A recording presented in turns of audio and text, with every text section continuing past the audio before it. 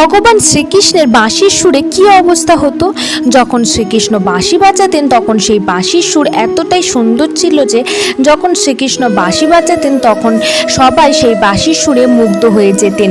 একবার শ্রীকৃষ্ণ বাঁশি বাজাচ্ছিলেন, তখন রাধারানী যমুনা নদীতে তার সখীদের সাথে জল আনতে গিয়েছিলেন। তখন রাধারানী বাঁশির আওয়াজ শুনতে পান। বাঁশির আওয়াজে রাধারানী কলসি ছেড়ে নৃত্য আরম্ভ করে। নৃত্য করতে করতে তিনি বাঁশির সুরের দিকে যেতে থাকে। রাধা বুঝতে পারছিলেন না যে সে যমুনা নদীর দিকে চলে যাচ্ছে। রাধারানী শুধুমাত্র কৃষ্ণের বাঁশির আওয়াজই শুনতে পাচ্ছিলেন। তখন রাধারানীর সখীরা বলে, রাধা চলে এসো, না হলে তুমি নদীতে ডুবে যাবে। তখনও রাধারানী বাঁশির আওয়াজ ছাড়া কিছুই শুনতে পাচ্ছিলেন না। যখন শ্রীকৃষ্ণ বাঁশি বাজানো বন্ধ করে তখন রাধারানীর জ্ঞান ফেরে। তখন দেখে সে যমুনা নদীতে। এমনই প্রেম ছিল শ্রীকৃষ্ণ ও রাধার।